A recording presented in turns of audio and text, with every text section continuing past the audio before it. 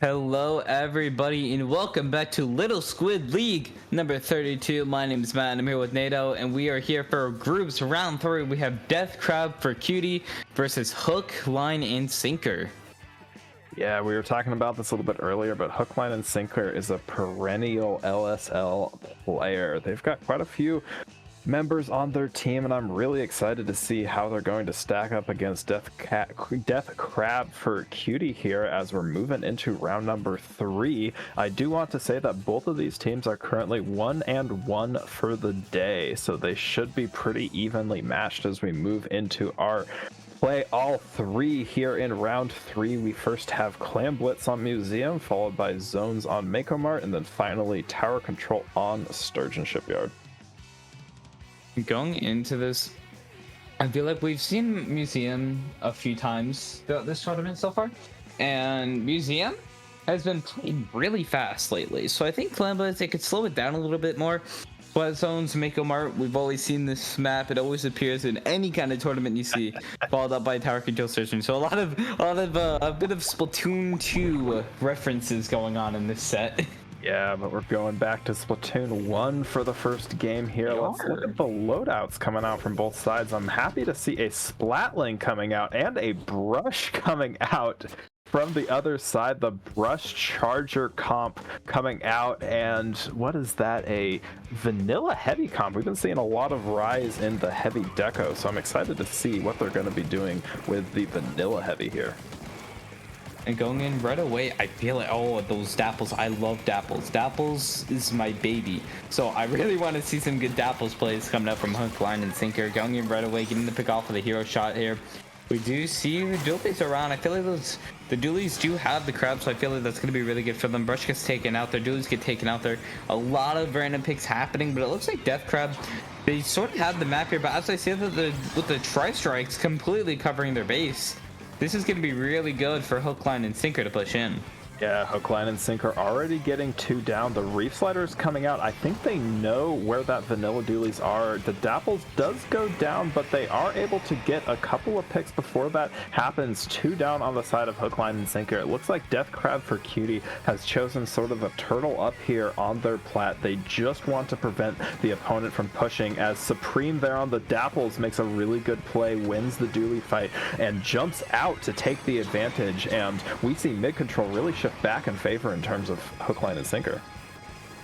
And going in, we see that Brush getting in. They're getting a nice double onto Death Crab, which is going to be really good for them.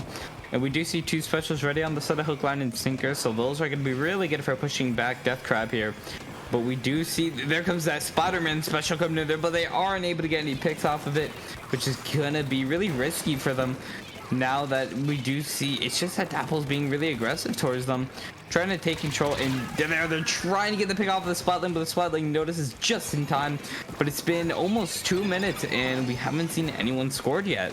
Yeah, you talked right at the beginning of this match, maybe it'll play a little bit slower, and it absolutely has so far. We've seen some good aggressive plays come out from both sides, but no real scores yet. It looks like Death Crab for Cutie has chosen to take top mid here. They might try to make the jump, but it looks like the Brush, that's Vocal Neko here, on the side of Hook, Line, and Sinker is able to get 2, and they are just holding forward here. I think that Death Crab for Cutie is going to attempt to slow it down, but as they are pulling multiple specials, taking out that's the Zap on the side of Death Crab for Cutie. That's 3 down, just the dualies alive, and Supreme is already pushed basically into their walls. 36-point push for Hook, Line, and Sinker. What a fantastic opening showing for them. Down to 36, and they still have 13 claims at their disposal. That's a really good push from Hook, Line, and Sinker. They do have a bit of mid control happening here, but it looks like they do have that crab ready to pop at any point, and as I say that, they pop it. But I want to point out how well the Brush and Dapples did on that opening push for them. Able to take down most of the members of Death Crab was really good for them, especially with that Re-Slider. And now they're able to get down to 36 there with 2 minutes left on the clock here. We do see the dualies going down there to that Brush there, and the Brush pushing up like crazy, trying to get rid of picks that they can there, and there's another double, but they get taken out by the Wave Breaker. The Wave Breaker is the curse of all Octo Brushes, and I can say that for sure, as we see a power clam jump come out from the side of Hook, Line, and Sinker, pushing that lead all the way down to 28. They have gone 3 down, but it looks like Death Crab for Cutie is continuing to kind of stick with their MO of trying to hold mid, and that honestly is kind of what Hook, Line, and Sinker has been playing into here. They've been playing super aggressive into mid, with that Brush getting yet another double coming out on both sides. Vocal Neko here putting in absolute work. It seems like they're spending most of the match off the opponent's plat here. Now they have the Brush ready. Trying to push up here is going to be really useful for this pressure. Trying to get the pick off the spot lane, but not quite. But with less than a minute remaining, Hook, Line, and Sinker are doing a really good job here playing defense, because that's all they need to do now. They don't even need to push up. Death Crab, they're trying whatever they can. They got to get their clams ready, because in these last few seconds, it's going to be crucial. But because they only have that pity clam remaining. Indeed, and you know, I think we continue to see Death Crab for Cutie try to take the strategic top middle spot in mid. Unfortunately, with these sort of fast moving, almost sharky weapons, both the Dapples and the Octobrush on the side of Hook, Line, and Sinker, it has not gone super well for them yet. Although they are able to get both of those weapons down, they can be punished. I think we're going to want to see them push a little bit further forward than they have before, and with 2 up on their plat, it looks like they're going to try to get this power climb jump, but no! The Dapples comes in from behind, goes for the crab. It looks like Dapples and Octobrush have teamed up. It's in overtime. They have to try to save this ball, but with 2 going down, I don't know they're going to be able to do it. Yeah, with overtime already half over, that ball is going down, and there it is. And that is going to be a really good game for Hook, Line, and Sinker to start off their set. You know, you called out the Dapples, my beloved, right at the beginning of that match, and you also had called out maybe we'd see it play a little bit slower. That game went from playing very slow, very stally for about the first 2 minutes to the Dapples and Brush really teaming up to switch it into overdrive. We saw both of those players get to the opponent's plat, you know, set up for their teammates, get the picks that they needed, and we saw 2. Honestly, 1 really massive push, but a second push that followed behind it that could have been super massive itself. And I think Death Crab for Cutie didn't really have a good way to respond to that. They kept on trying to take the strategic middle positions, but unfortunately, they just kept on getting picked off by the kind of more aggressive play of Hook, Line, and Sinker that game. So going into this second game, I feel like Death Crab, they want to take it a more aggressive approach. I mean, Hook, Line, and Sinker, they have those Dapples, and I think Reef Slider could be pretty useful on here, even though Dapples aren't the best at painting. Reef Slider can definitely cap a zone or 2. So they could bring him back, or they could switch. We don't know, but I feel like we are going to see those Julius return for the side of Death Crab, because, I mean, it's in their name. Yeah, I think Crab, even itself, might not be the meta-defining special like it previously was, but it is still pretty good on Mako Mart. It can apply that sort of long-range pressure that you need. It can prevent your enemies from approaching you, but I think now that Death Crab has the idea of Hook, Line, and Sinker, they know that they're always going to be trying to get behind you. They know that they're always going to be trying to play in your face. I think they might have a little bit of a leg up that they didn't have in the previous map mode. Yeah, and so, you know, as they're picking their weapons, they're thinking, what's going to be good for us? Do we want to go more paint, or do we just want to go weapons that have better kill power? You know, that's what they really want to think about, especially when you're in that weapon select screen. And I think, especially for the side of Death Crab, we could be seeing more paint from them. I think if they add a little bit more paint, they might do better at just painting in general, because we did see them struggle a little bit with paint on the last match. So going into this match, Hook, Line, and Sinker are definitely just want to paint as much as possible over the other team. We see fire fought with fire. There is a Z plus F on both sides of the field. That is going to be Mino on the side of Death Crab for Cutie, and Charger, it's in the name, on the side of Hook, Line, and Sinker. Maybe they just want the additional Charger pressure to deal with the Charger, and we see already Hook, Line, and Sinker taking initial control. 2 picks instantly on the side of 3 picks on the side of Hook, Line. on the side of Hook, Line, and Sinker, pushing Death down to 1, almost getting the quad, but just barely being taken out before the jump out. The dualies and Brush are just so strong on here. They were able to get that double and then soon a triple. Hook, Line, and Sinker taking control, but the hammer coming in there saying not on my watch, but no, it is on their watch because they are going to get taken out. They're 3 down again, and Hook, Line, and Sinker keeping this pressure up. Oh man, working together to get multiple picks here on this right-hand stack. You gotta take a look at the points on the top-hand side of the match here. They're already down to 28. Charger is in a really good position, picked up. We see a trade coming out on terms of that Octobrush. It's 2 down on both sides. Now it's 3 down. I think Deathcrab or Cutie absolutely needs to cap here if they want any shot at all, and they do. And going in here, 16 remaining for Hook, Line, and Sinker, which is going to be really good here. The Brush coming in here, trying to get whatever picks. They do notice it, but the Dapple's coming in to help out. The Dapples get taken out here. And we do see the Tri-Slasher getting taken out by that Brush there. They want that Charger gone, and they get that pick there. And then another coming in here, and they get the other pick. Can they get the quad? But no, the Crab coming in here to try to cancel it, but it's not enough. What an insane series of play from Vocal Neko here, the Brush player on the side of Hook, Line, and Sinker, getting the triple, almost getting the quad, but now Deathcrab for Cutie is being pushed to 3 down again. You know, they've applied a lot of penalty points to Hook, Line, and Sinker, but look how fast that penalty is being chewed through. There's almost 20 penalty points left, and there's 2 down on the side of Deathcrab for Cutie. It looks like they're going to try to pop this hammer on the right stack to get the Charger out of position. They're able to successfully, and able to get a second one, the hammer throw, but as it's a 2v2 on the field, they're going to have to decide whether they pick or do they kill, and it turns out that they attempt to paint and they get taken out yet again by the Brush player. They absolutely have to cap here. They're doing everything they can, but it looks like it's just not going to be enough, and Hook, Line, and Sinker is going to take that game in a definitive game 2. A great game from Hook, Line, and Sinker coming in here with that knockout. And I think that's one of the first knockouts we've seen. I think it might be the first knockout we've seen, actually, if I'm recalling correctly. I think Hook, Line, and Sinker just knew what they had to do. I'm really glad we saw the adjustment come out on the side of Deathcrab for Cutie. I think the Charger versus Charger was definitely a good idea to try to keep Hook, Line, and Sinker's own Charger back a little bit further, but unfortunately on a map mode like Mako-Mart, where you can play around the stacks, and if you, like Vocal Neko there, knows or has a decent idea of where the enemy is going to be standing, you can pull off crazy double triple plays like that. And I think we saw maybe 2 triples coming out from that Octobrush player on the side of Hook, Line, and Sinker. Definitely really strong play, and their teammates were able to totally take advantage of it.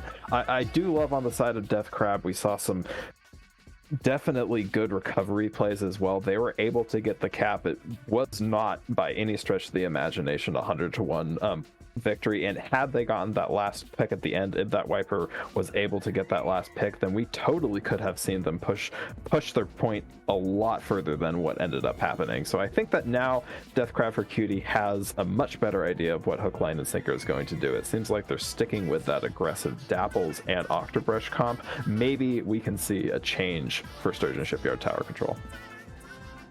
And, you know, going into this, I feel like we could see another Dapples and Brush combo. You know, it worked so well last game. Why not bring it back again? You know, if it works for them, just like the double roller we saw last set. I feel like these comps they're less traditional, but they're really fun to see. They absolutely are. And, you know, we might have talked a little bit too much almost in some ways about the Brush, but we have to give credit to the Dapples and the other players on the side of Hook, Line, and Sinker. They are really enabling that Brush and their aggressive weapons to get into the positions that they need. And the same is true for Deathcrab for Cutie. We saw them working around their Wiper players that might not have gone in favor of them for that Splat Zones Mako-Mart game, but if they're able to get the aggressive players to where they need to go, we totally could see this go in the opposite direction. I think we're kind of seeing that here already as they've decided to switch off the Charger. And what is that? A Rapid Blaster Pro Deco? Am I saying that correct? From Muno? That is. On the side of Deathcrab for Cutie? Interesting. And so going right into this game, We do see the charger coming out here, but a little bit of a change up for Death Crab, going in there with a rapid and Dapples. So we're seeing 2 Dapples this game. I love Dapples. I love seeing these team comps. And right away, we do see some moves coming in from the Nevo, but the Wiper is not letting that happen, and they get the pick off of them. T on the side of Hookline and Sinker, and Death Crab pushing in right away. And now that they have that tactical, they want to push as fast as possible. Oh man, you know, Matt, I was so distracted thinking of the blaster, I didn't even realize that it looks like Death Crab for Cutie is fighting fire with fire. They've brought a Dapples of their own. Admittedly, it is the different variant, but it looks like they have sort of figured out maybe the thing that we want to do is play the same weapon that's been giving us trouble on the other side, and it's already been kind of working out for them. They do go 2 down, but they were able to take the early lead here, push about halfway through that first checkpoint. Unfortunately, it does look like Hookline and Sinker is able to get 2 down on their side and aggressively push back through mid. And now this is their chance to push back. If they can get another push, that's going to be their starter. They're going to be like, okay, they're 1 down, we push this. And that's exactly what's going to happen. They take out that tower right when those Dapples go down there. And we do see the Rapid going down there. 2 down there. The Tri-Strike's coming out there, and they have that Reach Slider already. Hookline and Sinker, they're picking up that tower, and they're going right in for that checkpoint. And they're really going to want to get it now. And we do see those bombs being thrown in here, and there's that lead take. And they are going to get past that checkpoint. And with 3 minutes left, they are looking really strong there. There comes that Reef Slider, the Brush going down here, but they still have that tower. The Rapid trying to force them off tower. And there comes that hero shot to take off that Forge. And the Dapples coming in, they're trying to get whatever picks up they can here. But it doesn't look like it's going to happen. We do see the whales being popped. We do see a lot of specials being popped here, but Death Crab doing a really good job of the defense. Yeah, kudos to Death Crab for getting this a little bit more stable here. It was looking a little bit nerve-wracking when we saw the Dapples up on the grates, but as we commentated earlier, I think this choice of the Blaster is strategic as a really good pick. Blaster versus Dapples is not always something you see comes out in the Blaster's favor as a second pick on the side of Death Crab for Cutie. I think those 2 picks are what they're going to need to move back to mid here.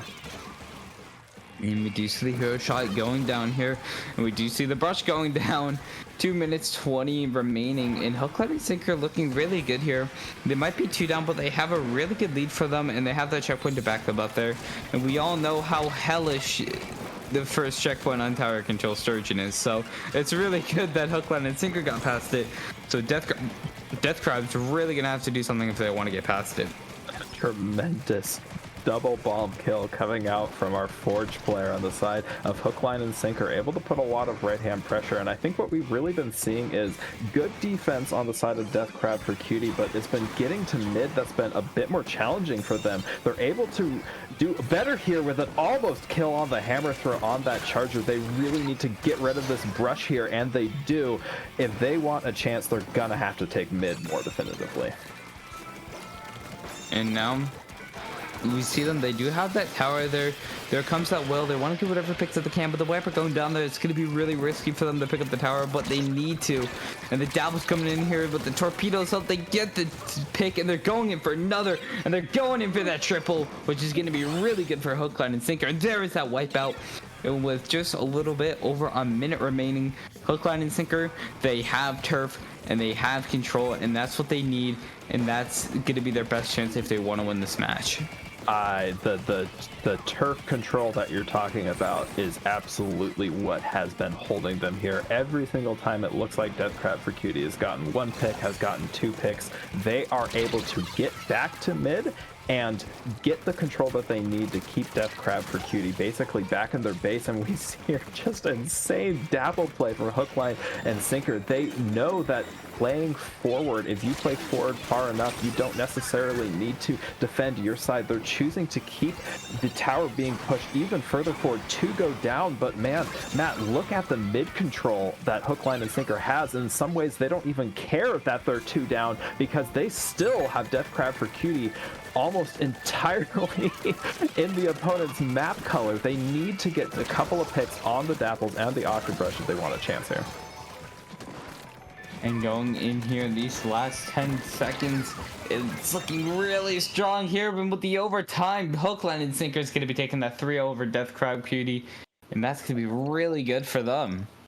Yeah, man, you don't frequently see a day when you have a Dapples and an Octobrush play as the two main slayers, and those two main slayers are constantly able to turn two down situations into two up situations. Just the total coordination from hook, line, and sinker, able to really put enough pressure on Death Crab for Cutie. And two Death Crabs credit, they were able to make enough of a shift that they could defend the second checkpoint. Unfortunately, I think the aggression coming out from hook, line, and sinker was just sufficient to take the first checkpoint, and by that point they were happy to play far enough forward to prevent Death Crab for Cutie from even getting to their first. I think their mode of operation to play aggro as quick as you needed and then sort of back off worked out really well for them, and I'm really excited to see where hook, line, and sinker is going to go from here. And as our first 3-0 of the tournament happens, we have one more set we're going to be commentating, which is Groups Round 4, and that's going to be starting up shortly. But we're going to be taking a little bit of a break, letting the other teams finish up their matches, and we'll be back shortly.